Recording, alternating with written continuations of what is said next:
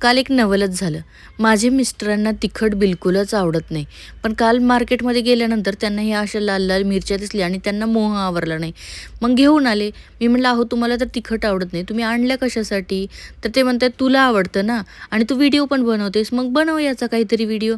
म्हटलं, "चला, अहोंनी आणलेस तर आज एक व्हिडिओज बनवते आणि छान तुमच्यासोबत ठेच्याची रेसिपी शेअर करते." तर आज आपण लाल मिरचीचा ठेचा बनवूया. मी काय केलं, मिरच्या ज्या आहेत त्याचे देठ काढून छान पाण्याने धुवून स्वच्छ सुकवून घेतल्या. नंतर मिक्सरला ओबडधोबड वाटून घेतलं. त्यामध्ये 1 वाटी मीठ, अर्धी वाटी साखर आणि 1 चमचा भरून कच्च्या लसणाची पेस्ट टाकली.